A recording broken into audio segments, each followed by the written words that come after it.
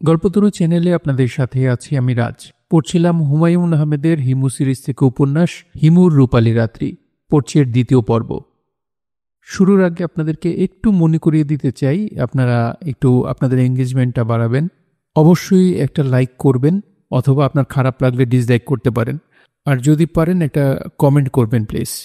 আপনাদের এই সাপোর্টটা আমাদের এখন খুবই দরকার, খুবই খুবই দরকার। আর কথা বাড়াচ্ছি না, চলে যাচ্ছি উপন্যাসে। ইয়াকুবের সন্ধানে যাত্রা শুরু হলো। কোনো একটা উদ্দেশ্য নিয়ে ঘর থেকে বের হবার আলাদা আনন্দ, নিজেকে গুরুত্বপূর্ণ মনে হয়। ছক্কুর দোকানে চা খেয়ে ফুটপাতে পা রাখা মাত্র নিজেকে কলম্বাসের মতো মনে হলো। একজন মানুষ একটা মহাদেশের মতো। মানুষকে আবিষ্কার এবং মহাদেশ আবিষ্কার একই ব্যাপার। ফুটপাতে বিশাল এক পাথর। পাথরের ধাক্কা খেয়ে হুমড়ি খেয়ে পড়ে যাবার জোগাড় হলো। নিজেকে পতন থেকে অনেক কষ্টে সামলালাম। দু হাতে পায়ের নখ চেপে বসে পড়তেই কে একজন জিজ্ঞেস করল, ভাইজান, আজ কত তারিখ? তাকিয়ে দেখি পাথরটা থেকে 5-6 হাত দূরে এক মধ্যবয়সী ভিখিরি। তার একটা চোখ নষ্ট, ভালো চোখটা অতিরিক্ত ভালো। সেই চোখের পাতা ক্রমাগত পিটপিট করছে, দৃষ্টিও তীক্ষ্ণ। এক চক্ষু ভিখিরি তারিখ জানতে যাচ্ছে, তার মুখে চাপা হাসি। পাথরের সঙ্গে ধাক্কা ব্যাপারটা দেখে সে মনে হয় মজাও পেয়েছে। ভিখিরিদের জীবনে মজার অংশ কম। অন্যের দুঃখ কষ্ট থেকে মজা আহরণ করা ছাড়া তাদের উপায় নেই। আমি বললাম, এই পাথরটা কি তুমি এখানে রেখে দিয়েছ? ভিখিরি গভীর গলায় বলল, রাখলেও অসুবিধা কি? না, কোনো অসুবিধা নেই। তুমি রেখেছ কিনা সেটা বলো। হ্যাঁ, রাখছি। প্রতিদিনই লোকজন এখানে ধাক্কা খাচ্ছে? বেখেয়ালি হাঁটলে ধাক্কা খাইবই। আজ সারাদিন কজন ধাক্কা খেয়েছে? অত হিসাব নাই। আমি কি প্রথম? জি না, আপনি প্রথম না। নাম কি তোমার? আমার নাম নিয়ে আপনার কি দরকার? কোনো দরকার নেই, তারপরেও জানতে চাচ্ছি। তুমি যেমন কারণ ছাড়াই জানতে চাচ্ছিলে আজ কত তারিখ, আমিও সেরকম জানতে চাচ্ছি। আমার নাম মেসকান্দর মিয়া, বাড়ি বরিশাল নবীনগর। ভিক্ষা শেষ করে যখন বাড়িতে ফিরে যাও তখন পাথরটা কি করো? সঙ্গে করে নিয়ে যাও? আমি পাথর নিমু কেন? পাথর কি আমার? সারাদিনে তোমার রোজগার কত হয়? এক জায়গাত ভিক্ষা করি বইলা রোজগার কম, হাঁটাহাঁটিতে রোজগার বেশি। হাঁটাহাঁটি করো না কেন? ইচ্ছা করে না। সামান্য 2টা পয়সার জন্য অত খাটনি ভালো লাগে না। কারোর ইচ্ছা হইলে দিব, ইচ্ছা না হইলে নাই। আমি কি আপনার কাছে ভিক্ষা চাইছি? না, আপনার কাছে যেমন ভিক্ষা চাই না, অন্যের কাছেও চাই না। শুধু তারিখ জানতে চাও? মেজকান্দর মিয়া তার ঝুলির ভেতর কি যেন খোঁজাখুঁজি করছে। এর ঝুলিও অন্যদের ঝুলির মতো, শান্তিনিকেতনী কাপড়ের ব্যাগ। মেজকান্দর মিয়া বিড়ি বের করল, মুখে দিতে দিতে বলল, ফকির 2 কিসেমের আছে, ভিক্ষা সৈন্যা ফকির, ভিক্ষা না সৈন্যা ফকির। আমি হইলাম না সৈন্যা। ভালো কোনটা, চাওয়ান্যাটা না না চাওয়ান্যাটা? ভালো মন্দ 2 দিকে আছে। নখ থেকে রক্তপাত বন্ধ হচ্ছে না। আমি উঠে দাঁড়ালাম। রক্ত পড়ছে পড়ুক। ভিক্ষুক আবার বলল, স্যার, তারিখ কত জানেন? আমি বললাম, জানি না, মনে করার চেষ্টা করছি। যদি মনে পড়ে তোমাকে জানিয়ে যাব। আর শোনো, পাথরটাকে যত্নে রেখো। এটা সাধারণ পাথর না, এই পাথর রহস্যময়। মেসকান্দর আমার দিকে তাকিয়ে আছে, আর আমি ভাবছি আজকের তারিখটা যেন কত। ফাতেমা খালার সঙ্গে দেখা হবার পর 7 দিন কি কেটে গেছে? আজকে কি 6ষ্ঠ দিবস না 7ম দিবস? ঘরে তারিখ ভুলে গেলে দেয়ালে ক্যালেন্ডার দেখা যায়, পথে ক্যালেন্ডার ঝুলে না। নগরকর্তারা ধরে নেন যারা পথে নামে তারা তারিখ জেনেই নামে। এজন্যই শহরের মোড়ে মোড়ে ক্যালেন্ডার ঝুলে না। ইদানিং ঢাকা শহর অনেক উন্নত হয়েছে। একটু পরপর দোকান সাজিয়ে চ্যাংড়া ছেলেপুলে বসে আছে। আইএসডি টেলিফোন, দেশ বিদেশে ফোন, ফ্যাক্স, এদের ব্যবসাও রমরমা। বাংলাদেশের মানুষ বিদেশে টেলিফোন করতে ভালোবাসে। ধাই ধাই করে যে দেশ এগুচ্ছে সে দেশের পথে পথে ক্যালেন্ডার থাকা দরকার। কাউকে কি জিজ্ঞেস করব আজ তারিখ কত?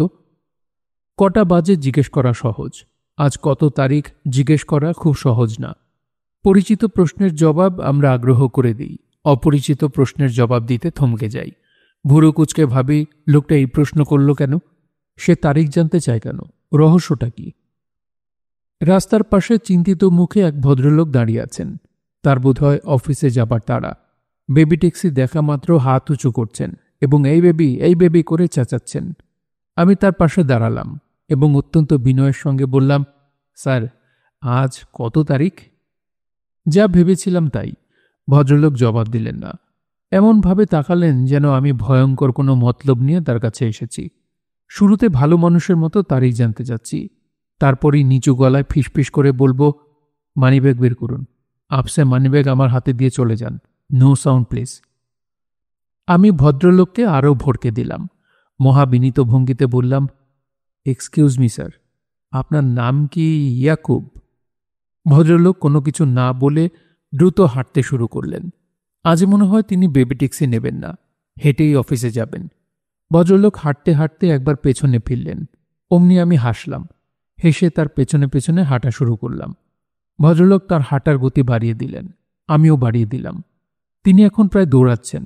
ভদ্রলোককে তাড়াতাড়ি অফিসে পৌঁছে দেবার ব্যাপারে সামান্য সাহায্য করছি, পরোপকার বলা যেতে পারে। আচ্ছা, নগরীর মানুষ কি বদলে যাচ্ছে? তারা এত সন্দেহপ্রবণ হয়ে উঠছে কেন? সবাই সবাইকে সন্দেহ করছে। আপনার নাম কি ইয়াকুব? এই নির্দোষ আতঙ্কে অস্থির হওয়ার মানে কি? আপনার নাম কি গোলাম আজম? এই প্রশ্নে শঙ্কিত হওয়া যায়। এমন প্রশ্ন তো করছি না। সামনের ভদ্রলোকের ভাগ্য ভালো। তিনি খালি বেবি ট্যাক্সি পেয়ে প্রায় লাফিয়ে ট্যাক্সিতে উঠে গেলেন। বেবি ট্যাক্সির পেছনের জানলা দিয়ে কৌতূহলী হয়ে আমাকে দেখছেন। তার চোখ থেকে ভয় এখনো কাটেনি। আমি টাটা বাই বাই ভঙ্গিতে হাত নাড়লাম। তিনি চট করে মুখ ঘুরিয়ে নিলেন। অফিসে ফিরে এই ভদ্রলোক আজ রোমহর্ষক সব গল্প শুরু করবেন। তার সহকর্মীরা চোখ বড় বড় করে গল্প শুনবে। ভয়ঙ্কর এক বদমাইশের পাল্লায় পড়েছিলাম। অল্পের জন্য জীবনটা রক্ষা পেয়েছে। বেবি ট্যাক্সির জন্য অপেক্ষা করছি। হঠাৎ দেখি হলুদ পাঞ্জাবি পরা এক লোক এগিয়ে আসছে। তার একটা হাত পাঞ্জাবির পকেটে। সে যখন আমার পাশে এসে দাঁড়ালো, তখন বুঝলাম তার হাতে পিস্তল। মদ খেয়ে এসেছে। মুখ দিয়ে ভক ভক করে মদের গন্ধ আসছে। আমাকে বলল, তুমি ইয়াকুব? আমি বললাম, জি না। সে বলল, মিথ্যা কথা বলছিস কেন? তোর নাম ইয়াকুব। আমি হতভম্ব। কি বলবো বা কি করব কিছুই বুঝতে পারছি না। সে বলল, কোনো কথা না, আমার সঙ্গে গাড়িতে ওঠ, কুইক, নো সাউন্ড। আমি তাকিয়ে দেখি রাস্তার পাশে একটা মাইক্রোবাস দাঁড়িয়ে আছে। মাইক্রোবাসে 6 জন বসে আছে। তাদের গায়েও হলুদ পাঞ্জাবি। সবাই তাকিয়ে আছে আমার দিকে। আমার হাত পা জমে গেল। আমি কোনো মতে বললাম, আপনি ভুল করছেন। শ্রোতারা হতভম্ব হয়ে গল্প শুনবে। তারা যতই হতভম্ব হবে, গল্পের ডালপালা ততই ছড়াবে এবং একটা সময় আসবে যখন এই ভদ্রলোক নিজেই নিজের গল্প বিশ্বাস করতে শুরু করবেন। তিনি যদি লেখক হন, তাহলে তার আত্মজীবনীতে এই গল্প স্থান পাবে। ফাতেমা বালার সঙ্গে কথা বলা দরকার। তাকে জানানো দরকার যে প্রজেক্ট ইয়াকুবের কাজকর্ম পূর্ণ উদ্যমে চলছে। অনুসন্ধান সকল সম্প্রদায়ের মধ্যেই চলছে। ভিক্ষুক সম্প্রদায়ের প্রতিনিধি মেসকান্দর মিয়াকে দিয়ে অনুসন্ধানের কার্যক্রম শুরু হয়েছে। সাফল্য দ্বারপ্রান্তে। টেলিফোন কোত্থেকে করব বুঝতে পারছি না। সঙ্গে কার্ড নেই যে কার্ড ফোনে কথা বলবো। টেলিফোনের দোকান খুলে যারা বসে আছে তাদের কাছে গেলে লাভ হবে না। তাদের হচ্ছে ফেলো করি মাখোতেল ব্যাপার। মালিবাগে আমার একটা টেলিফোনের বাকির দোকান আছে। সেখানে আমার নামে খাতা আছে। খাতায় নাম লিখে টেলিফোন করতে হয়। কল শেষ হবার পর দোকানের মালিক জগলু ভাই বিরস গলায় বলেন, টাকা তো অনেক জমে গেল হিমু ভাই, কিছু অন্তত ক্লিয়ার করেন। আজ না পারলেও 1 সপ্তাহের মধ্যে কিছু দিতে পারেন কিনা দেখেন। চা খাবেন? আমার টেলিফোনের এই বাকির দোকানের সবচেয়ে বড় সুবিধা হচ্ছে টেলিফোন শেষ হবার পর চা পাওয়া যায়। 1 কাপ না, যত কাপ ইচ্ছা। দুপুরে গেলে জগলু ভাই জোর করে ভাত খাইয়ে দেন। রাতে বিপদে পড়লে ঘুমাবার ব্যবস্থাও আছে। জগলু ভাই রাতে দোকানে থাকেন। শোরুমের পেছনে বড় ঘর আছে। সেই ঘরের সবটা জুড়ে খাটপাতা। রাতে উপস্থিত হলে তিনি মহা বিরক্ত হয়ে বলেন, কি ব্যাপার, রাতে থাকবেন? বালিশ নেই? কোলবালিশ মাথার নিচে দিয়ে ঘুমোতে হবে। আর শুনুন, নাক ডাকবেন না। আমি সব সহ্য করতে পারি, নাক ডাকা সহ্য করতে পারি না। জগলু ভাইয়ের দোকান থেকে ফাতেমা খালাকে টেলিফোন করলাম। ভারী গম্ভীর পুরুষ কণ্ঠ শোনা গেল। কে কথা বলছেন? ফাতেমা খালার ম্যানেজার। আমি বললাম, বুলবুল নাকি? ভালো। কে, হিমু সাহেব? জি। দয়া করে আমাকে কখনো বুলবুল ডাকবেন না। বুলবুল আমার ডাকনাম। আমার ভালো নাম রকিবুল। আমি ডাকনামে পরিচিত হতে চাই না, আমি পরিচিত হতে চাই ভালো নামে। মহাকবি শেক্সপিয়ার নাম প্রসঙ্গে একটা কথা বলেছিলেন, গোলাপকে তুমি যে নামেই ডাকো সে গন্ধ ছড়াবে। দয়া করে আমার সঙ্গে শেক্সপিয়ার কপচাবেন না, এবং আমাকে কখনো বুলবুল ডাকবেন না। আমার যদি কোনোদিন খালার মতো কোটি কোটি টাকা হয় তাহলে কি আপনাকে বুলবুল ডাকতে পারবো? আপনি কি ম্যাডামের সঙ্গে কথা বলবেন? জি। ধরুন দিচ্ছি, ম্যাডামের শরীরটা বেশি ভালো না, ডাক্তার তাকে মোটামুটি রেস্টে থাকতে বলেছেন, কাজেই টেলিফোনে আপনি বেশিক্ষণ কথা বলবেন না।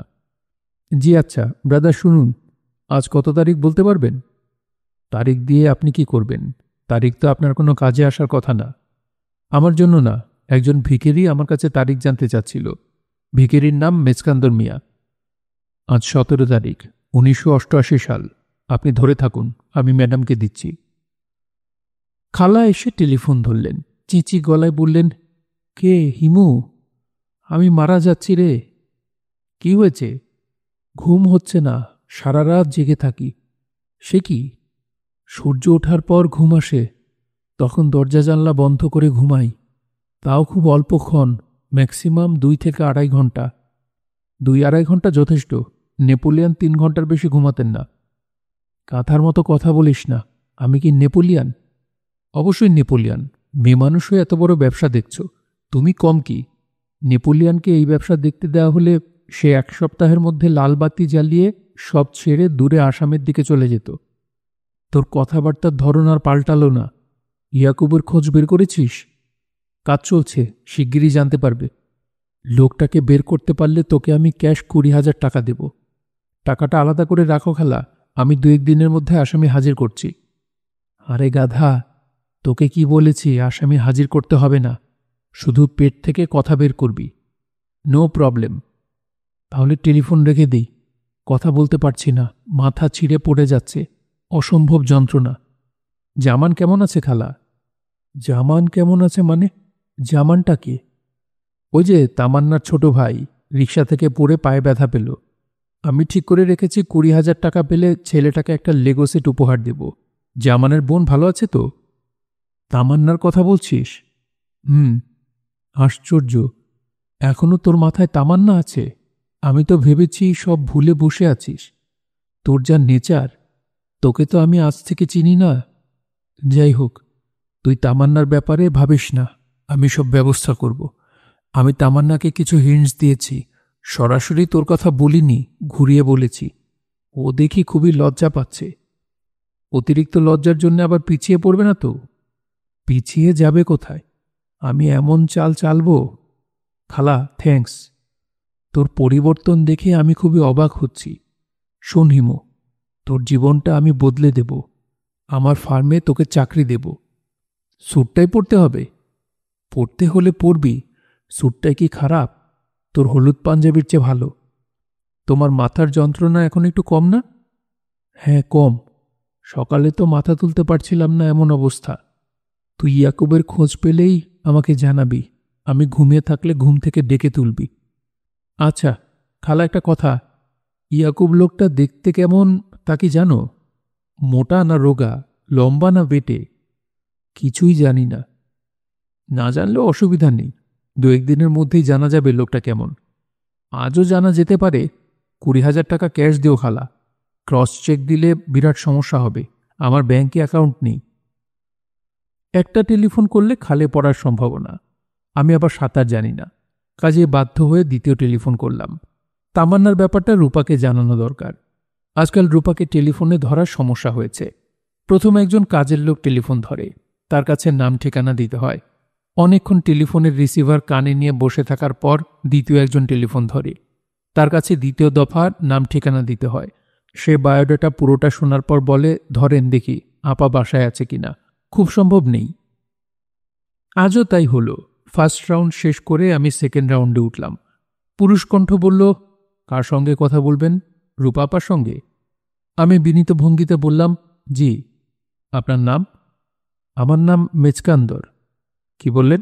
কি কান্দর? মেচকান্দর। আপনার পরিচয়? আমি ধর্মমন্ত্রী মাওলানা এজাজুল কবির সাহেবের পিএ। ধর্মমন্ত্রী আপার সঙ্গে কথা বলবেন, বিশেষ প্রয়োজন।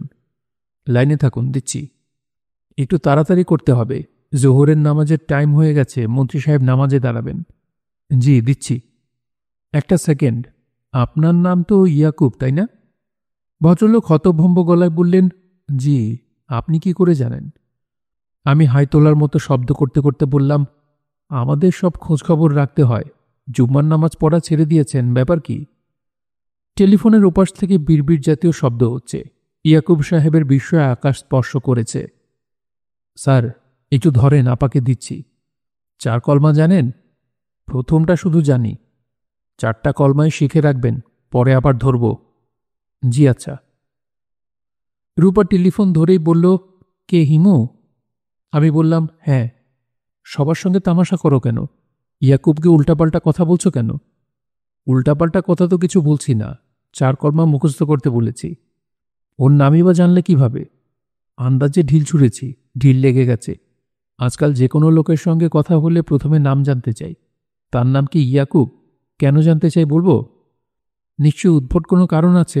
আমি এখন আর উদ্ভট কিছু শুনতে আগ্রহী না। তোমার উদ্ভট আচার আচরণ একসময় ভালো লাগতো। একটা বয়স থাকে যখন বিভ্রান্ত হতে ভালো লাগে। সেই বয়স আমি পার হয়ে এসেছি। হিমু শোনো, আমার বয়স তোমার মতো একটা জায়গায় স্থির হয়ে নেই। আমার বয়স বাড়ছে। আমার বয়স বাড়ছে? আমি এখন আর আগের হিমু না, পরিবর্তিত হিমু। তাই বুঝি? হ্যাঁ, তাই। এখন আমার মধ্যে পাখিদের স্বভাব দেখা যাচ্ছে। সন্ধ্যা হলে পাখিদের মতো ঘরে ফিরে আসি। গত 2টা পূর্ণিমায় আমি ঘর থেকে বের হইনি। আচ্ছা, শুধু তাই না, আমি ঠিক করেছি বিয়ে করব। বিয়ের কথাবার্তা অনেক দূর এগিয়েছে। মেয়েটার নাম তামান্না। নাম সুন্দর না? হ্যাঁ, নাম সুন্দর। চেহারা ছবি তেমন না, বেশ খানিকটা ডাউন। তা আমার মতো ছেলেকে ডাউন মেরেই তো বিয়ে করবে। আর মেয়েরা কেন করবে? তাও ঠিক। ভাবছি তামান্নাকে নিয়ে একদিন তোমার বাসায় যাব। প্লিজ, দয়া করে এই কাজটি করবে না। তোমার কোনো কর্মকাণ্ডের সঙ্গে আমি নিজেকে জড়াতে চাচ্ছি না, এবং আমি খুব খুশি হব যদি তুমি ওই মেয়েটিকে আর বিভ্রান্ত না করো। তুমি ভুল করছো রূপা। আমি তামান্নাকে মোটেই বিভ্রান্ত করছি না, বরং সেই আমাকে বিভ্রান্ত করছে। হিমু, আমি এখন রাখি। আমার কথা বলতে ইচ্ছা করছে না। আমার শরীর ভালো না, জ্বর, গায়ে র্যাশের মতো হয়েছে। দেখতে আসবো? না, রাখি কেমন? রূপা খুব সহজভাবেই টেলিফোন নামিয়ে রাখল। আমি টেলিফোন রেখে জগলু ভাইয়ের দিকে তাকিয়ে মধুর ভঙ্গিতে হাসলাম। জগলু ভাই বললেন, হিমু সাহেব, কিছু পেমেন্ট করবেন না? আপনার তো মেলা জমে গেল। একটা একটা করে বালি জমে মরুভূমি হয়ে যায়। আমি আনন্দিত গলায় বললাম, মরুভূমি হলেই মরুদ্যানের খোঁজ থাকে। 1 সপ্তাহের মধ্যে সব ক্লিয়ার করে দেব। 20,000 টাকা পাচ্ছি। চা খাবেন? চা তো খাবই, ভালো কথা। আপনার কর্মচারীদের মধ্যে ইয়াকুব নামে কেউ আছে? না। তাদের আত্মীয় স্বজনদের মধ্যে ইয়াকুব নামে কেউ আছে? জানি না, খোঁজ নিয়ে দেখব। ভালো করে খোঁজ নেবেন। আপনার মুখ এমন শুকনো কেন? শরীর ভালো? জি, শরীর ভালো। মন খারাপ? মন খারাপ, খুবই খারাপ। ব্যবসা হচ্ছে না? না। জগলু ভাই দীর্ঘ নিঃশ্বাস ফেললেন। ক্লান্ত গলায় বললেন, বাবা কিছু ক্যাশ রেখে গিয়েছিলেন বলে ভেঙে খাচ্ছি। ক্যাশ শেষ হলে কি হবে জানি না। আপনার মতো হলুদ পাঞ্জাবি পরে পথে পথে ঘুরতে হবে। ভাগ্য, বোঝেন হিমু ভাই, সবই ভাগ্য। জগলু ভাইয়ের দোকানের নাম সুরমা স্টেশনারি। রাস্তার মোড়ে বেশ বড় দোকান। জিনিসপত্র ভালোই আছে। দোকানটা দেখতেও সুন্দর। 2 জন কর্মচারী আছে, সুদর্শন, কথাবার্তায় ভদ্র। অথচ এই দোকানে কোনো কাস্টমার আসে না, আসলেই আসে না। জগলু ভাই এর আগে কলাবাগানে একটা দোকান দিয়েছিলেন, সাগর স্টোর। সেখানেও একই অবস্থা। আশপাশের সব দোকানে ভালো বিক্রি। সাগর স্টোরে মাছিও ওড়ে না যে কর্মচারীরা মাছি মারবে। জগলু ভাই দোকানের জায়গা বদলালেন, নাম বদলালেন। আগে যে কর্মচারী ছিল তাকেও বদলালেন। কোনো লাভ হলো না। এখানেও এই অবস্থা। সব দোকানে রমরমা ব্যবসা, তারটায় ফাঁকা। হিমু সাহেব। জি। ভাগ্যটা কেমন জিনিস দেখলেন? আমি সারাদিন চুপচাপ বসে থাকি, চা খাই আর মনে মনে ভাগ্য কি সেটা ভাবি। কেন আমার দোকানে লোক আসবে না? আমি জিনিসের দাম বেশি রাখি না, কাস্টমারের সঙ্গে ভালো ব্যবহার করি, তারপরেও এই অবস্থা কেন? বড় ধরনের পীরফকির পেলে ডেকে জিজ্ঞেস করতাম, আপনার সন্ধানে কোনো পীরফকির থাকলে নিয়ে আসবেন। ওনাদের দোয়াতে যদি কিছু হয়, খরচপাতি যা লাগে আমি দেব। কথাটা মনে রাখবেন হিমু সাহেব। জি, মনে রাখব। চা কি আরেক কাপ খাবেন? জি না, আজ উঠি, কাজ আছে। বসেন, গল্প করি। চুপচাপ বসে থাকি, কথা বলার মানুষ নাই। আরেকদিন এসে গল্প করব। আমার প্রচুর কাজ। একটা লোকের সন্ধান করছি, নাম ইয়াকুব। শুধু নাম দিয়ে লোক খুঁজে বের করে ফেলবেন? 1 কোটি লোক থাকে ঢাকা শহরে। আমি উঠে দাঁড়াতে দাঁড়াতে বললাম, চেষ্টা করে দেখি। দুপুরে চলে আসেন। আজ খিচুড়ি রাঁধতে বলেছি। আমার কাজের ছেলেটা ভাত মাছ রাঁধতে পারে না। খিচুড়ি পোলাও এসব ভালো রাঁধে। দেখি সময় পেলে চলে আসব। আমি আবারও পথে নামলাম। পায়ের ভাঙা নখ কষ্ট দিচ্ছে। মানুষের দুটো অংশ, শরীর এবং মন। মন অনেক কষ্ট সহ্য করতে পারে, শরীর কেন পারে না? শরীরের বয়স বাড়ে, মনের বাড়ে না। জরা শরীরকে গ্রাস করতে পারে, মনকে পারে না। শরীরের মৃত্যু আছে, মনের কি অবস্থা? যে মন জরাকে জয় করতে পারে, সে নিশ্চয়ই মৃত্যুকেও জয় করতে পারে। এই জাতীয় দার্শনিক চিন্তা করতে করতে এগোচ্ছি। রাস্তায় প্রচুর মানুষ, তাদের ব্যস্ততাও দেখার মতো। রাস্তার পাশে চায়ের দোকানে বসে যে চা খাচ্ছে সেও ব্যস্ত, স্থির হয়ে চা খাচ্ছে না, সারাক্ষণ এদিক ওদিক তাকাচ্ছে। এদের মধ্যেই লুকিয়ে আছে রহস্যময় ইয়াকুব। ঢাকা শহরের মানুষদের ঠিকঠাক পরিসংখ্যান থাকলে দেখা যেত এই শহরে মোট কতজন ইয়াকুব আছে। 3 থেকে 5,000 থাকার কথা। এদের মধ্যে কেউ কেউ নিশ্চয়ই অসম্ভব বিত্তবান, কেউ হতদরিদ্র। 2-1 জন পাওয়া যাবে সাধুসন্ত, মহাপুরুষ পর্যায়ের। অনেকজন নিশ্চয়ই ভয়ঙ্কর অপরাধী, খুনটুন করে ফেলেছে। কিছু থাকবে রেপিস্ট, 9-10 বছরের বালিকার রেপ করে লুকিয়ে আছে। ঢাকা শহরের সবকটা ইয়াকুবকে একত্র করে একটা গ্রুপ ছবি তুলতে পারলে ভালো হতো। এদের নিয়ে গবেষণা ধর্ম একটা বইও লেখা যেতে পারে। A comprehensive study in the lives of Yakubs of Dhaka city. বাংলায় ঢাকা শহরের ইয়াকুবদের জীবনচর্চা। না, বাংলা নামটা ভালো লাগছে না। গবেষণাধর্মী বইয়ের নাম ইংরেজিতেই ভালো খুলে। গরম লাগছে। শীতকালের রোদ খুব কড়া হয়। রোদটা জামা কাপড় ভেদ করে চামড়ার ভেতরে ঢুকে পড়ে। রোদ থেকে ছায়াতে গেলেই লাগে ঠান্ডা। শীতকাল হলো এমন এক কাল যে কালে রোদেও থাকা যায় না, ছায়াতেও থাকা যায় না। আমি ভিক্ষুক মেসকান্দর মিয়ার সন্ধানে বের হলাম। আজ 17 তারিখ, এই খবরটা তাকে জানানো দরকার। বেচারা তারিখ জানতে চাচ্ছিল। যে পাথর আমাকে ব্যথা দিয়েছে তাকেও দেখে আসতে ইচ্ছা করছে। জগৎ অতি রহস্যময়। কে জানে, একদিন হয়তো বৈজ্ঞানিকরা বের করে ফেলবেন জড় পদার্থেরও মন আছে। তাদের জীবনেও আছে আনন্দ বেদনার কথা। আমার বাবা তার জাবেদা খাতায় লিখে গেছেন, মহাপ্রাণ নানান ভঙ্গিতে নিজেকে প্রকাশ করেছেন। তিনি মানুষ হিসেবে নিজেকে প্রকাশ করেছেন, পশু কীটপতঙ্গ হিসেবেও নিজেকে প্রকাশ করেছেন। গাছপালাও মহাপ্রাণেরই অংশ। নদী, সাগর, বালি, ধূলিকণাতেও তিনি নিজেকে প্রকাশিত করেছেন। বিশ্ব ব্রহ্মাণ্ডের সকলই মহাপ্রাণের নানান রূপান্তর। আমার পিতার কথা সত্যি হলে পাথরেরও প্রাণ থাকবে। যেহেতু সে পাথর, তার প্রাণ হবে কোমল। সে মানুষকে ব্যথা দিচ্ছে ঠিকই, কিন্তু নিজে সেই কারণে অনেক বেশি কষ্ট পাচ্ছে। কে, হিমুনা? আমি থমকে দাঁড়ালাম। পায়ের পাতা গরমে চিরচির করছে। এক জায়গায় দাঁড়িয়ে থাকা ভয়াবহ ব্যাপার। শীতকাল এখনো শেষ হয়নি, অথচ দিনের বেলায় চৈত্র মাসের গরম পড়ছে। আল নিনোর এফেক্ট হবে। রাস্তার পিচ এখনো গলা শুরু করেনি, তবে মনে হচ্ছে করবে।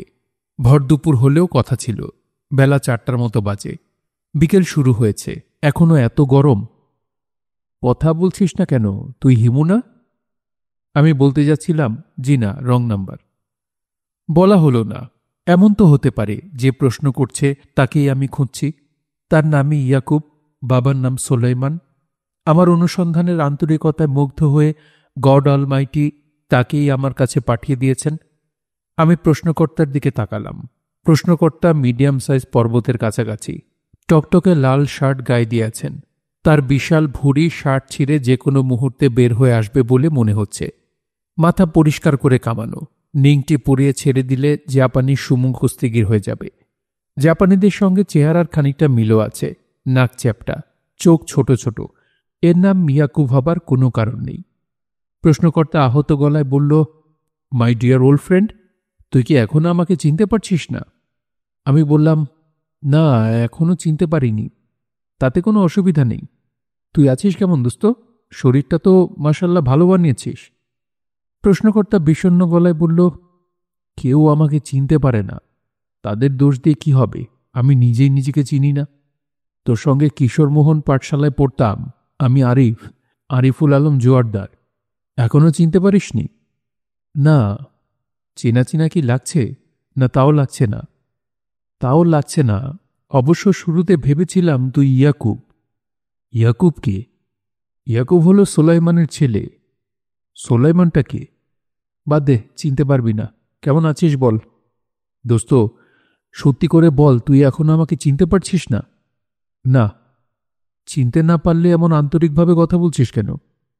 তুই আন্তরিকভাবে কথা বলছিস দেখে আমিও বলছি। আরিফুল আলম জোয়ারদার গলা নিচু করে বলল, ক্লাস 4-এ পড়ার সময় একদিন বেঞ্চিতে করেছিলাম, যার জন্যে টিফিনের সময় ক্লাস ছুটি হয়ে গেল।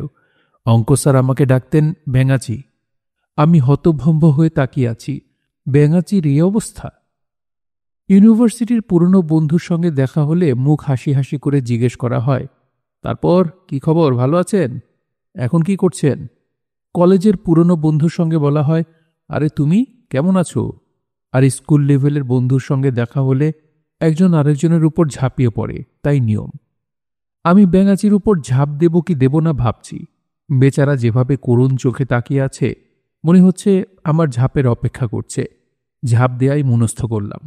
দু হাতেও তাকে ঠিক জড়িয়ে ধরা গেল না। ব্যাঙাচি ধরা গলায় বলল, দোস্ত, গরমের মধ্যে জড়াজড়ি করিস না, ছাড়। শরীর ভর্তি চর্বি, জড়াজড়ি করলে অস্বস্তি লাগে। আমি বললাম, লাগুক অস্বস্তি, তোকে ছাড়ব না। তুই এমন মোটু হয়েছিস কিভাবে? খেয়ে খেয়ে মোটু হয়েছি দোস্ত, দিনরাত খাই। বলিস কি? কেন খাবো না বল? আল্লাপাক মানুষকে খাওয়ার জন্যই তো সৃষ্টি করেছেন। পৃথিবীতে যা কিছু আছে সবই মানুষের খাদ্যদ্রব্য। গরু, মহিষ, ছাগল, ভেড়া, পোকামাকড়, গাছগাছরা সবই তো আমরা খাচ্ছি না? খাচ্ছি। আমার এক চাচি ছিলেন, পেটে সন্তান এলেই তিনি মাটি খেতেন। মাটির চুলার 3টা মাথা ভেঙে একদিন খেয়ে ফেললেন। সেদিন রান্না হলো না। রাঁধবে কোথায়? চুলা নেই। চাচির শাশুড়ি চাচির উপর খুব রাগ করল। বৌমা, এতই যদি মাটি খেতে হয়, খেতে চলে যাও, খেতে গিয়ে মাটি খাও। আমি চোখের আড়াল হলে তুমি দেখি বাড়িঘর সব খেয়ে ফেলবে। তাদের আবার মাটির ঘর বাড়ি তো, এই জন্যে চিন্তাটা বেশি। আমি হো হো করে হাসছি। বড় হয়ে ব্যাঙাচি যে এমন রসিক হবে তা বোঝা যায়নি। ছোটবেলায় তার প্রতিভা বেঞ্চিতে করে দেবার ব্যাপারেই সীমাবদ্ধ ছিল। ব্যাঙাচি ছোট্ট করে নিঃশ্বাস ফেলে বলল, তোর সঙ্গে দেখা হয়ে ভালো লাগছে রে দোস্ত। তুই যখন জড়িয়ে ধরলি তখন প্রায় কেঁদেই ফেলেছিলাম। দেখা হলে জড়িয়ে ধরার মতো বন্ধু মানুষের 1-2টার বেশি থাকে না। আয়, কোথাও বসে চাটা কিছু খাই। ভালো কথা, চাকরি বাকরি কিছু করছিস? পার্ট টাইম করছি। পার্ট টাইম চাকরি ভালো রে দোস্ত, টেনশন কম। কাজটা কি? বেতন কত? বেতন কম হলে বলিস না, তোকে লজ্জা দেবার জন্য জিজ্ঞেস করিনি। পুরনো বন্ধু, সেই দাবিতে জিজ্ঞেস করা। অনুসন্ধানের কাজ, একটা লোককে খুঁজে বের করা। খুঁজে বের করতে পারলে 20,000 টাকা পাবো, খুঁজে না পেলে লবডঙ্গা। দোস্ত, চিন্তা করিস না, আমি তোকে সাহায্য করব। Word of honour. পুরনো বন্ধুর জন্য এইটুকু না করলে কি হয়? তাছাড়া আমার কাজকর্ম কিছু নেই। আয়, কোথাও বসে চাটা কিছু খাই, ফর ওল্ড টাইম সেক। তোর সঙ্গে টাকা পয়সা কিছু আছে? না, আমার পাঞ্জাবির পকেট নেই। এটা ভালো করেছিস, পকেটই ফেলে দিয়েছিস। টাকা আমার কাছেও নেই, বউ টাকা দেয় না। টাকা দিলেই খাওয়া দাওয়া করবো, এই জন্যে দেয় না। সে যেমন বুনো ওল, আমিও তেমন বাঘা তেঁতুল। আমিও ব্যাঙাচি। ঢাকা শহরে 3টা জায়গায় ব্যবস্থা করা আছে, বাকিতে খাই, মাস খাবারই টাকা দিই। চল, আমার সঙ্গে একটু হাঁটতে হবে। পারবি না? পারবো। তোকে দেখে এমন ভালো লাগছে দোস্ত, আবার খারাপও লাগছে। খালি পায়ে হাঁটছিস দেখে মনে ব্যথা পেয়েছি। I am heart. ভিক্ষা করে যে ফকির, সেও স্পঞ্জের স্যান্ডেল পায়ে দেয়, আর তুই হাঁটছিস খালি পায়ে। তুই কোনো চিন্তা করিস না, তোকে আমি ভালো একজোড়া স্যান্ডেল কিনে দেব, প্রমিস। টাকা থাকলে আজই কিনে দিতাম, জুতার দোকানে বাকি দেয় না। ব্যাঙাচি আমাকে নিয়ে মালিবাগের এক কাবাব হাউসে ঢুকল। পিয়া কাবাব অ্যান্ড বিরিয়ানি হাউস। সাইনবোর্ডের রোগা পটকা এক খাসির ছবি। খাসির মুখটা হাসি হাসি। হাস্যময়ী ছাগল যে পেইন্টটা রেখেছে তাকে ধন্যবাদ দিতে হয়। মানুষ ছাড়া অন্য কোনো প্রাণী হাসতে পারে না বলে যে ধারণা প্রচলিত, তা যে সম্পূর্ণ ভুল হাস্যময়ী ছাগল দেখে তা বোঝা যায়। দোস্ত, কি খাবি? যা খেতে ইচ্ছে করে খা। এটা বলতে গেলে আমার নিজেরই দোকান, মালিক আমার ভাগ্নে, আপন না, পাতানো। আপন ভাগ্নের চেয়ে পাতানো ভাগ্নের জোর বেশি, তা তো জানিসই। জানিস না, বিরিয়ানি খাবি? বিকালবেলা বিরিয়ানি খাবো। বাসি বিরিয়ানি, এর টেস্ট আলাদা। গরম করে দিবে, নাস্তার মতো খা। বিরিয়ানি যত বাসি হয় তত স্বাদ হয়। ঘি ভেতরে ঢোকে, মাংস নরম হয়, মাংসের প্রত্যেকটা আঁশ আলাদা আলাদা হয়ে যায়। আমার কথা শুনে আজ খেয়ে দেখ। একবার খেলে আর টাটকা পোলাও খেতে পারবি না, শুধু বাসি পোলাও খাবি। খাওয়ার মতো স্থূল ব্যাপারও যে এত দৃষ্টিনন্দন হতে পারে ভাবিনি। আরিফ খাচ্ছে, আমি মুগ্ধ হয়ে দেখছি। মনে হচ্ছে পোলাওয়ের প্রতিটি দানার স্বাদ সে আলাদা করে পাচ্ছে। হাড্ডি চুষছে, আনন্দে তার চোখ বন্ধ হয়ে আসছে। খাওয়ার মাঝখানে একটা আস্ত পেঁয়াজ নিয়ে কচকচ করে চিবিয়ে ফেলল। গাঢ় স্বরে বলল, পেঁয়াজের রস হজমের সহায়ক। ভরপেট বিরিয়ানি খাবার পর দুটা মিডিয়াম সাইজ পেঁয়াজ চিবিয়ে খেয়ে ফেলবি, দেখবি আধ ঘন্টার মধ্যে আবার খিদে পেয়েছে। আমার অবশ্যই হজমের সমস্যা নেই। বিরিয়ানি পর্ব 3 প্লেট, আর ছিল না। শেষ হবার পর এক বাটি স্যুপের মতো তরল পদার্থ এলো। স্যুপের উপর গোলমরিচের গুঁড়া ভাসছে, কুচি কুচি করে কাটা কাঁচামরিচ ভাসছে। আরিফ বাটির দিকে মুগ্ধ হয়ে তাকিয়ে আছে। স্যুপের বাটির দিকে এমন মুগ্ধ প্রেমপূর্ণ দৃষ্টিতে এর আগে কি কেউ তাকিয়েছে? মনে হয় না। আমি বললাম, জিনিসটা কি? আরিফ গাঢ় স্বরে বলল, কাচ্চি রসা। কাচ্চি রসা মানে? এই নাম তো আগে কখনো শুনিনি। শুনবি কি করে, আমার দেয়া নাম। অসাধারণ একটা জিনিস। কাচ্চি বিরিয়ানির তেল চুয়ে চুয়ে পাতিলের নিচে জমা হয়। হাই প্রোটিন, খেতে অমৃত। হঠাৎ একদিন আবিষ্কার করলাম। সেও এক ইতিহাস, শুনবি? বল শুনি। কিসমত নামের পুরনো ঢাকায় একটা রেস্টুরেন্ট আছে। সেখানে বিরিয়ানি খাচ্ছি, হঠাৎ দেখি বাবুর্চি পাতিল থেকে তেল নিংড়ে ফেলে দিচ্ছে। আমি ভাবলাম খেয়ে দেখি জিনিসটা কেমন। খারাপ হবার কথা তো না। ঘি প্লাস গোশতের নির্যাস প্লাস পোলাওয়ের চালের নির্যাস। 1 চামচ মুখে দিয়ে বিশ্বাস কর দোস্ত, আমার কলজা ঠান্ডা হয়ে গেল। সেই থেকে নিয়মিত খাচ্ছি। চেখে দেখবি একটু? না থাক, রোগা পেটে সহ্য হবে না। ব্যাঙাচি গভীর তৃপ্তিতে কাচ্চি রসার বাটিতে চুমুক দিল। লম্বা চুমুক না, ধীর লয়ের চুমুক, যেন প্রতিটি বিন্দুর স্বাদ আলাদা আলাদা ভাবে নিচ্ছে। তার চোখ বন্ধ, মাথা সামান্য দুলছে, যেন কোনো সঙ্গীত রসিক বিথোভেনের 5th সিম্ফনি শুনছে। আরিফ হঠাৎ চোখ খুলে গোপন কোনো সংবাদ দেবার মতো করে বলল, মিরপুরে বিহারীদের একটা দোকান আছে, খাসির চাপ বানায়। এমন চাপ বেহেশতের বাবুর্চিও বানাতে পারবে না। তোকে একদিন নিয়ে যাব। আজই নিয়ে যেতাম, ওরা আবার বাকিতে দেয় না। কি কি সব মশলা দিয়ে চাপটাকে 4-5 ঘন্টা ভিজিয়ে রাখে, তারপর ডোবা তেলে ভাজে। মশলার মধ্যেই কারিগরি। খাওয়া দাওয়া ছাড়া অন্য কোনো প্রসঙ্গ নিয়ে তুই কথা বলিস না? বলবো না কেন, বলি, তবে বলতে ভালো লাগে না। খাওয়ার জন্যে মরতে বসেছি, ডাক্তার জবাব দিয়ে দিয়েছে। শরীর ভর্তি চর্বি, high blood pressure, high cholesterol, liver damaged, fatty liver, কিডনির সমস্যা। হয়তো আর বছরখানেক বাঁচব। যার জন্যে মরতে বসলাম তারই নিয়েই কথা বলি। কাচ্চি রসা খেয়েছি, এখন তার এফেক্ট কি হয় দেখ। তাকিয়ে থাক আমার দিকে। আমি তাকিয়ে আছি। ব্যাঙাচি ঘামতে শুরু করেছে। ফোঁটা ফোঁটা ঘাম না, বৃষ্টির ধারার মতো ঘাম নেমে আসছে। একটা বড় ফ্লোর ফ্যান তার দিকে দিয়ে দেওয়া হয়েছে, পাখা ফুল স্পিডে ঘুরছে। ব্যাঙাচি ক্লান্ত গলায় বলল, এরকম ঘাম চলবে আধ ঘন্টার মতো, তারপর শরীর নেতিয়ে যাবে। তখন ঘণ্টাখানিক শুয়ে থাকতে হবে। তুই চলে যা, এদের এখানে বিছানা আছে, আমি শুয়ে থাকব। চলে যাব? অবশ্যই চলে যাবি। এই নে, কার্ডটা রেখে দে, বাসার ঠিকানা আছে। সন্ধ্যার পর চলে আসিস, তোকে স্যান্ডেল কিনে দেব। আমার হাতে তো এরা টাকা পয়সা দেয় না। তোর ভাবিকে বলবো স্যান্ডেল কিনে দিতে। তুই খালি পায়ে হাঁটছিস দেখে খুবই মনে কষ্ট পেয়েছি। ক্লাসের কত অগামগা বগা কোটিপতি হয়ে গেল, আর তুই খালি পায়ে হাঁটাহাঁটি করছিস। তুই কথা বলিস না, চুপ করে থাক। কথা বলতে তোর কষ্ট হচ্ছে। কষ্ট তো হচ্ছেই। তোর কোনো কার্ড আছে? না। জিজ্ঞেস করাই ভুল হয়েছে। খালি পায়ে যে হাঁটে তার আবার কার্ড কি? যাই হোক, আমারটা রেখে দে। সন্ধ্যার পর বাসায় চলে আসবি। দারোয়ান ঢুকতে না দিলে কার্ড দেখাবি, স্ট্রেইট আমার কাছে নিয়ে যাবে। দারোয়ানকে বলা আছে, অপরিচিতদের মধ্যে যারা আমার কার্ড দেখাবে শুধু তাকেই ঢুকতে দেবে। তুই কি খুব মালদার পার্টি নাকি? কার্ডটা দেখ, কার্ড দেখলেই বুঝবি। আর দোস্ত শুন, তোকে আমি সাহায্য করব, ওয়ার্ড অফ অনার। ওই লোককে খুঁজে বের করব। ব্যাঙাচির ঘাম আরও বেড়ে গেছে। তাকে ওই অবস্থায় রেখে আমি চলে এলাম। হাতে ব্যাঙাচির কার্ড, হ্যান্ডশেকের বদলে কার্ডশেক। কিছুদিন পর কার্ড কালচারের আরও উন্নতি হবে বলে আমার ধারণা। কার্ডের সরকারি বিধিনিষেধ এসে পড়বে। সাধারণ জনগণ ব্যবহার করবে সাদা রঙের কার্ড। সংসদের সদস্যরা লাল পাসপোর্টের মতো লাল কার্ড। কোটিপতিদের কার্ড হবে সোনালি, লক্ষপতিদের রূপালী। ফকির মিসকিনদের কার্ডের রং হবে ছাই রঙের। তাদের কার্ডে প্রয়োজনীয় সব তথ্য থাকবে, যেমন মিসকান্দর মিয়া ভিক্ষুক, পিতা কুতুব আলী, এক চক্ষু বিশিষ্ট, কানা। ব্যবসায়ের স্থান রামপুরা টিভি ভবন হইতে মৌচাক গোল চত্বর। ট্রেডমার্ক গোল পাথর। সরকারি রেজিস্ট্রেশন নম্বর 71963302/ক। সন্ধ্যাবেলা ভিক্ষুক মেসকান্দর মিয়ার অবস্থানের জায়গাটায় গেলাম। মেসকান্দর আমাকে দেখে বিরক্ত ভঙ্গিতে তাকালো। আমি মধুর গলায় বললাম, কেমন আছো মিসকান্দর? সে জবাব দিল না। পিচ করে থুতু ফেলল। থুতু পড়ল পাথরটার উপর। আমি বললাম, মেসকান্দর, আজ হলো 21 তারিখ। তুমি তারিখ জানতে চাও, কাজেই আমি ঠিক করেছি রোজ এসে তোমাকে তারিখ জানিয়ে যাব। মেসকান্দর এক চোখে তাকিয়ে আছে।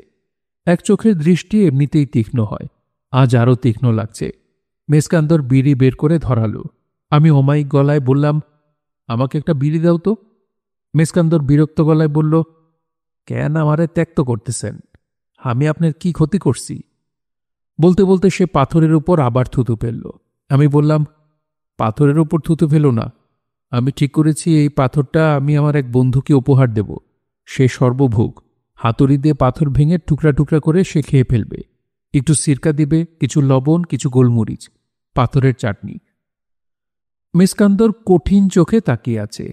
তার হাতের বিড়ি নিভে গেছে, কিন্তু চোখে আগুন জ্বলছে। আমি পাথরের উপর বসে পড়লাম। সন্ধ্যা হচ্ছে। পাথরে বসে সন্ধ্যার দৃশ্য দেখতে ভালো লাগার কথা। মেসকান্দরের মুখ ভর্তি থুতু। মনে হচ্ছে পাথরটা সে ব্যবহার করে থুতু ফেলার জন্যে। আমি পাথরে বসে থাকায় সে থুতু ফেলতে পারছে না। আমি ইয়াকুব সাহেবকে স্বপ্নে দেখলাম। ভদ্রলোকের কেমন মমি মমি চেহারা। তার চোখেও কোনো সমস্যা আছে। সারাক্ষণ পিটপিট করে চোখের পাতা ফেলছেন।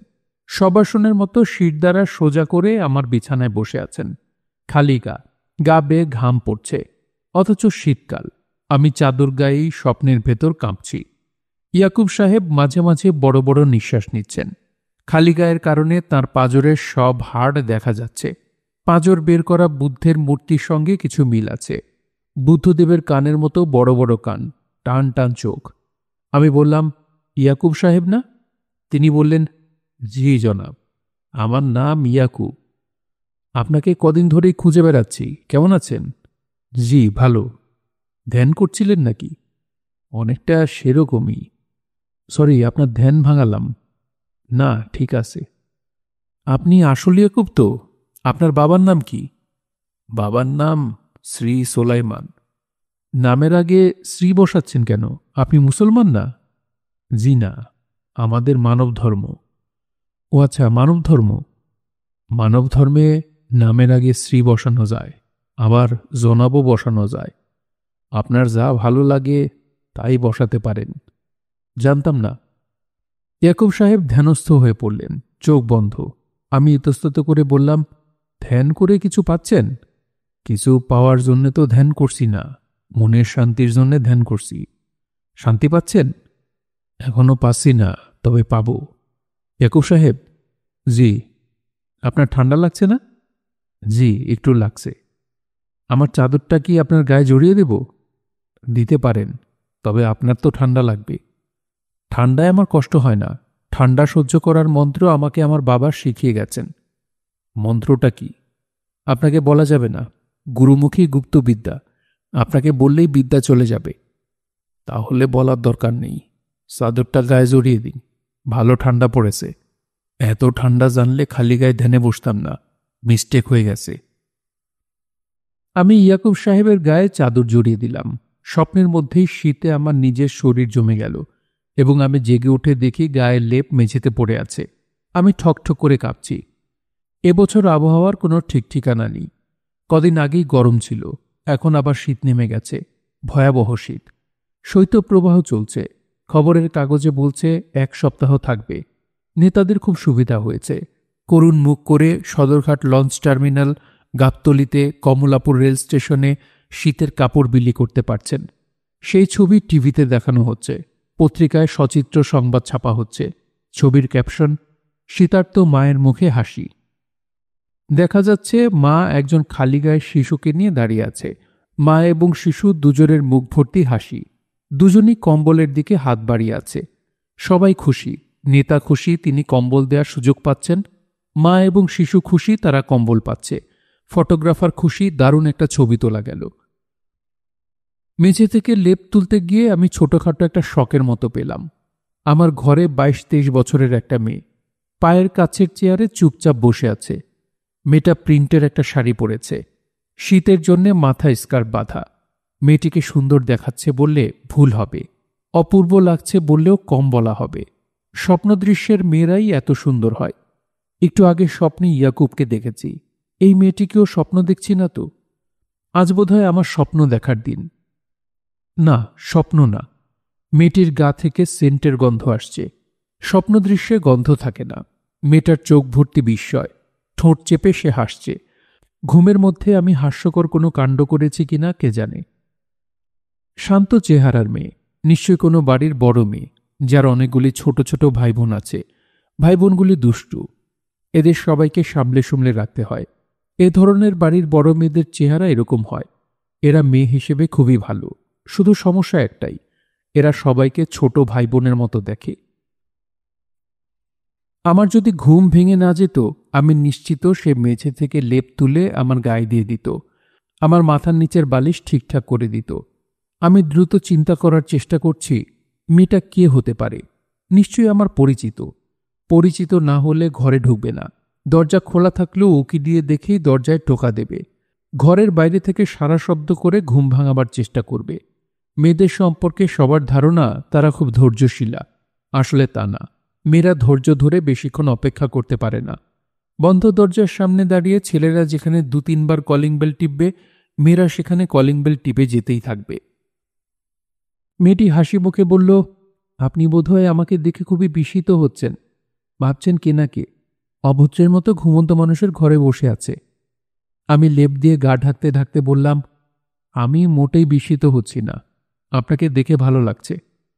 অপরিচিত একজন মানুষ ঘরে ঢুকে বসে আছে, তারপরেও বিস্মিত হচ্ছেন না? না, কারণ আপনি মোটেই অপরিচিত নন। আপনি হচ্ছেন তামান্না, ফাতেমা খালার পিয়ে। মেয়েটা নিজে এবার বিস্মিত হয়ে বলল, বুঝলেন কি করে? আমার আধ্যাত্মিক ক্ষমতা আছে, সেই ক্ষমতা দিয়ে টের পাচ্ছি। খালা আপনাকে আমার অলৌকিক ক্ষমতা সম্পর্কে কিছু বলেনি? বলেছেন। আপনি বিশ্বাস করেননি? জি না। এখন কি করছেন? এখনও করছি না। আপনি অনুমান করে বলেছেন আমি তামান্না। এমন কোনো জটিল অনুমানও না, সহজ অঙ্ক। 2 2 4। ঠিক বলেছেন। আমার নিজেরও ধারণা আমার কোনো ক্ষমতা নেই, তবে অনেকের ধারণা খুব প্রবলভাবেই আছে। আপনার ম্যাডাম অর্থাৎ ফাতেমা খালা তাদের মধ্যে একজন। আমি ম্যাডামের একটা চিঠি নিয়ে এসেছি। আপনাকে পাঠালো কেন? খালার টাইপরা ম্যানেজার কোথায়, বুলবুল ভাইয়া? উনি আছেন, তারপরেও আমাকে পাঠিয়েছেন। নিশ্চয়ই কোনো একটা উদ্দেশ্য আছে। যাই হোক, এই নিন চিঠি। আপনি চিঠি পড়ুন, আমি চললাম। চিঠি শেষ না হওয়া পর্যন্ত বসুন, হয়তো চিঠিতে জরুরি কিছু আছে। আপনাকে দিয়েই জবাব পাঠাতে হবে। আচ্ছা, আপনি চিঠি পড়ুন, আমি বসছি। আপনি কি দরজা খোলা রেখে ঘুমান? চোর ঢুকে না? ঢুকে, আমার ঘরের জিনিসপত্র দেখে লজ্জা পেয়ে চলে যায়। চোরদেরও কিন্তু চক্ষু লজ্জা আছে। ঘর খোলা রেখে ঘুমান কেন? চোরদের লজ্জা দেবার জন্যে? তা না, আমার বাবা আমাকে খোলা মাঠে ঘুমোতে বলেছেন। খোলা মাঠের বিকল্প হিসেবে খোলা ঘর। আমি চিঠি পড়া শুরু করেছি। তামান্না আর চোখে আমাকে দেখছে। মনে হচ্ছে আমার চিঠি পড়া দেখে সে মজা পাচ্ছে। খালা তাঁর দুর্বোধ্য হাতের লেখায় লিখেছেন, হিমু, তুই যে গেলি আর তো দেখা নেই। একদিন শুধু টেলিফোনে হড়বড় করে কিসব বললি, মাথার যন্ত্রণায় সব বুঝতেও পারলাম না। ইয়াকুবকে খোঁজার ব্যাপারে কি করেছিস আমাকে জানাবি না? নাকি ভুলেই গেছিস যে তোকে একটা দায়িত্ব দিয়েছি? তোর চশমা, চাদর, নতুন পাঞ্জাবি সব তো ফেলে গেলি। ওই দিন একটা ভুলও করেছি। ইয়াকুবকে খুঁজে বের করার জন্যে তোকে কিছু খরচ দেব বলে ভেবে রেখেছিলাম।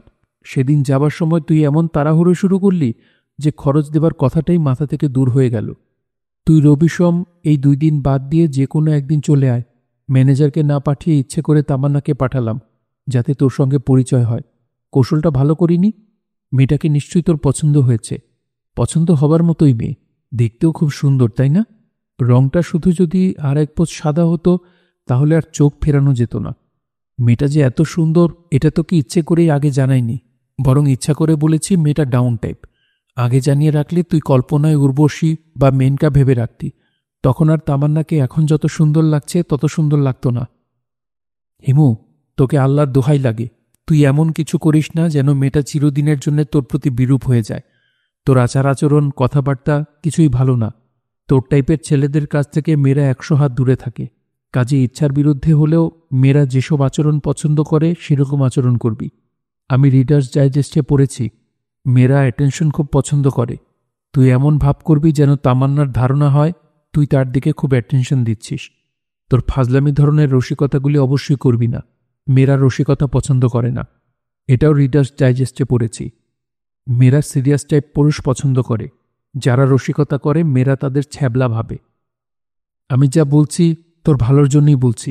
তোর খালু তোকে খুব পছন্দ করত, এই জন্যেই তোর জন্যে আমার কিছু করতে ইচ্ছে করে। যদিও খুব ভালো করেই জানি যে মেয়ের সঙ্গে তোর বিয়ে হবে তার জীবনটা ছারখার হয়ে যাবে। তুই ভালো থাকিস। ইয়াকুবের ব্যাপারটা মনে রাখবি।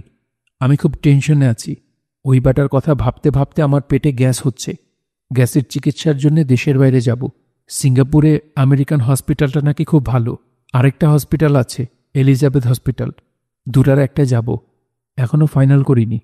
আচ্ছা হিমু শোন, তুই কি আমার সঙ্গে যাবি?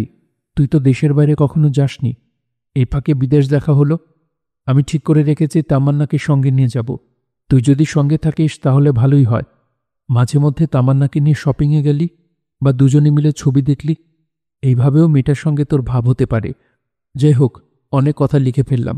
ভালো থাকিস। তোর ফাতেমা খালা। শুনছিলেন হুমায়ুন আহমেদের হিমু সিরিজ থেকে উপন্যাস হিমুর রূপালী রাত্রি। পড়ছিলাম এর 2য় পর্ব। উপন্যাসটি আপনাদের কাছে কেমন লাগছে তা অবশ্যই কমেন্ট করে আমাদেরকে জানাতে পারেন। ভালো লাগলে একটি লাইক করবেন, চাইলে শেয়ার করে অন্যকে শোনার সুযোগ করে দিতে পারেন। সবাই ভালো থাকবেন, সুস্থ থাকবেন এবং গল্পতরুর সঙ্গেই থাকবেন। ধন্যবাদ।